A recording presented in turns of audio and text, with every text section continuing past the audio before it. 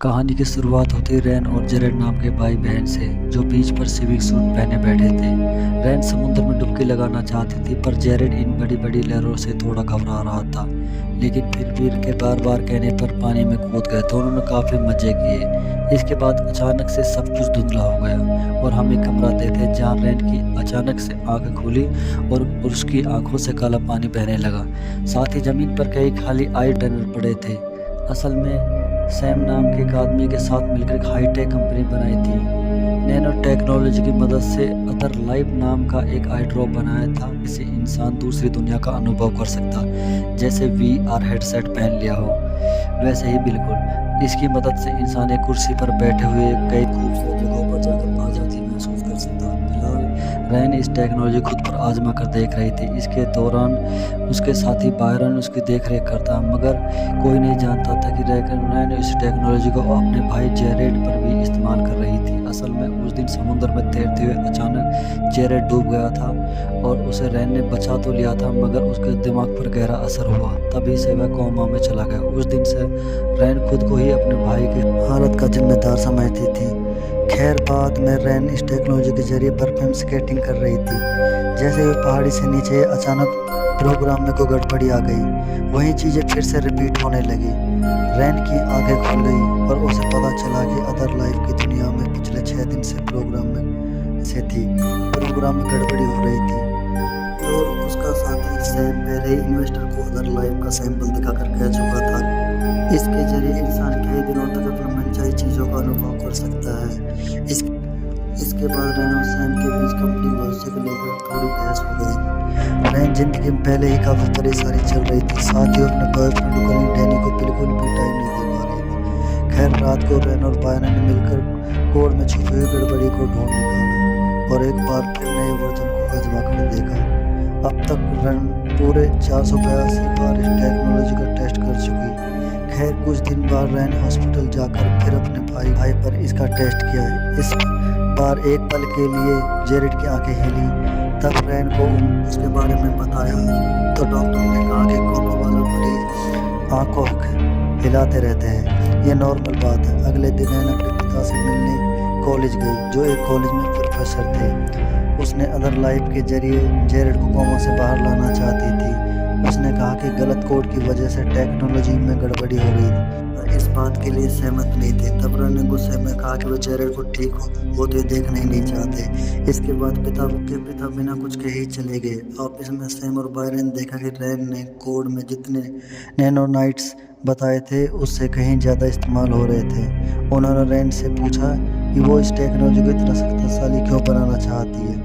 रैन ने मना कर दिया, ऐसा कुछ नहीं है, अभी तो बस एक्सपेरिमेंट चल रहा है। थोड़ी देर बाद सैम और रैन अकेले थे और सैम ने कहा कि क्यों ना हम सरकार को इस टेक्नोलॉजी को भेज देते हैं ताकि वो कैदियों पर इसका इस्तेमाल करे। और उन्हें 1 मिनट ही गुजरा होगा, लेकिन रैन को ये आइडिया बिल्कुल भी पसंद नहीं आता और वो बिल्डिंग से बाहर निकल जाती है, जहाँ उनको मुलाकात डैनी से होती है।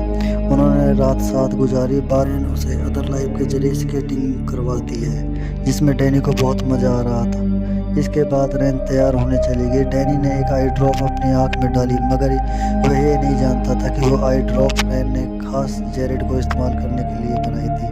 अच्छा, डैनी को दौरे पड़ने लगे और रैन ने तुरंत एम्बुलेंस बुलाई, मगर बदकिस्मत से डैनी बच नहीं पाया। सैम को इस बात की खबर मिली तो उसने गुस्से में रैन से पूछा कि आखिर उसने ऐसा कौन सा आई ड्रॉप तैयार किया जिससे बेचारा डैनी की मौत हो गई। इस वक्त उसे बाकी सारे एक्सपीरियंस की आई ड्रॉप सरकार को मान्यता मिल गई थी, मगर इस घटना की वजह से पूरे मीडिया पर उनकी बदनामी हो गई। सरकार तो उनकी कंपनी को बंद करने की फिराक में थी, मगर सैम इतनी जल्दी हार मानने वाला नहीं था। उसने अपने पैसे और नाम का इस्तेमाल करके सरकार को डील कर ली, जिससे मुताबिक सरकार उनके खिलाफ लगे आरोपों को वापस ले लेगी। इसके बदले रैन को 1 साल के अंदर वर्चुअल जेल में गुजारना होगा। जब रैन को इसका पता चला तो उसे बहुत गुस्सा आया, क्योंकि सैम ने उसे धोखा दिया, उसके आइडिया को बेच दिया, मगर वह कंपनी को बचाने के लिए कोई और चारा नहीं था। इसलिए रैन को अपनी राजी होना पड़ा। फिर रैन को टेस्टिंग के रूम में लाया गया, जहां बायरन ने उसके आई ड्रॉप डाली।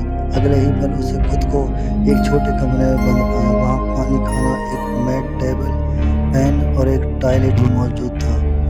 रैन कसरत करके खाना खाकर टेबल पर अपने ही मन की बातें लिखकर किसी तरह काटने लगी। इस कमरे में एक स्क्रीन भी थी जहां उसे जेल में बिताया समय दिखाई देता था।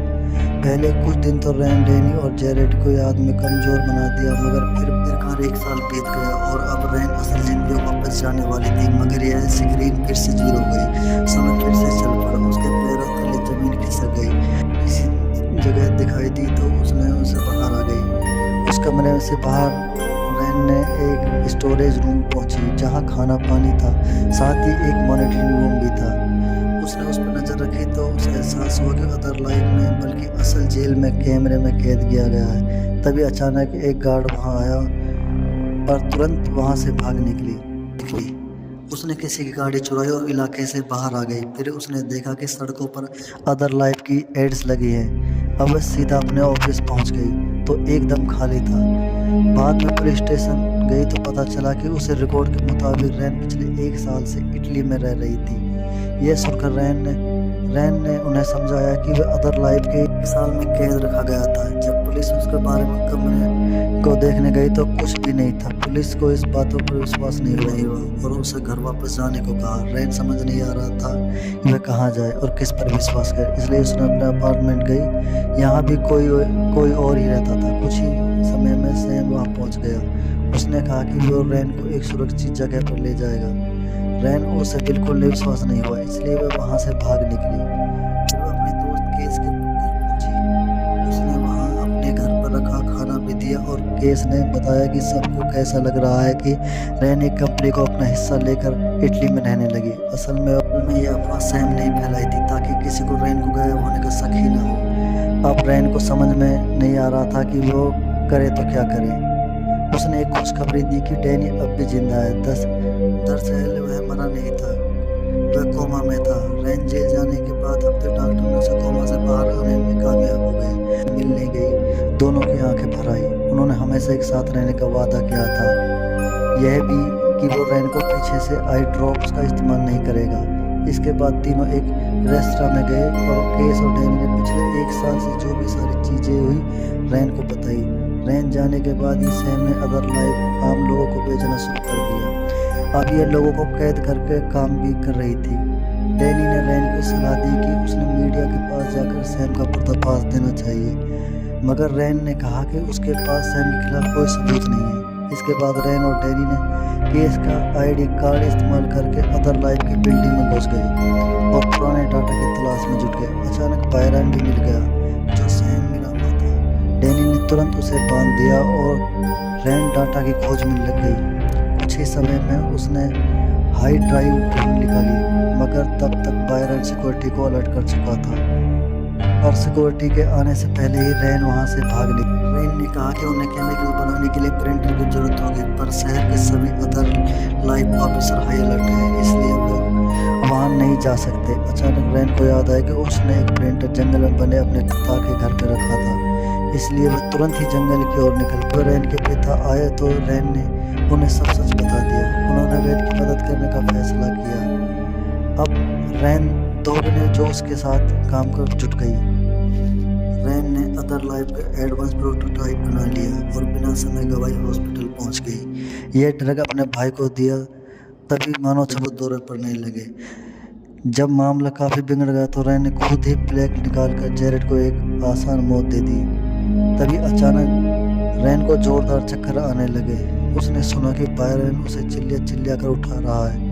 खुलासा होता है कि असल में रैन कभी जेल से भागी नहीं, बल्कि वह अदर लाइफ टेक्नोलॉजी का एक गिलीच था। इसका मतलब यह था कि उसने जेल से भागकर अदर लाइफ की दुनिया में हुआ। अब रैन बीच में अकेली थी। वह धीरे धीरे पानी में समा गई और पानी के अजीब ग्रुप पैटर्न्स बने। अचानक रैन की आंखें खुल गई और वह टेस्टिंग रूम में थी। फिर वह सीधा सैम के कमरे में गई। उसने कंपनी संभालने का जिम्मा सैम को दिया और खुद अपनी टेक्नोलॉजी के पेटेंट रख लिए। इसके बाद वह डैनी के अंतिम संस्कार पर गई और बाद में सैम ने उसे वापस टेस्टिंग रूम में बुलाया। सैम और बायरन ने उसे दिखाया कि वह अदर लाइफ जेल में थी। इसके अब सैम रैन पर एक टेस्ट करना चाहता था। रैन इसके साफ इनकार कर दिया। सैम ने जबरदस्ती उसके आंख में आई ड्रॉप डालकर उसे फिर से जेल में कैद कर दिया। जेल में रैन एक बार फिर से लूप में फंस गई, पर जल्दी ही वह फिर से भागकर असल जिंदगी में उठ गई। उसने अपनी आंख से में केमिकल निकाला और जबरदस्ती सैम की आंखों में डालकर उसे भी जेल में कैद कर दिया। तभी अचानक सिस्टम में गड़बड़ी हुई, जिससे सैम की जान पर आ बनी। उसे पूरी सजा दिए बिना ही वहाँ से बाहर निकालने के लिए राजी नहीं थी। उसने पूरा एक साल जेल में बिताया। उसे एहसास हुआ कि उस पर क्या बीती होगी। अंत में अपने पिता के साथ मिलकर रैन और जेरेड की लाइफ सपोर्ट प्लान पे लगने का लिख दिया।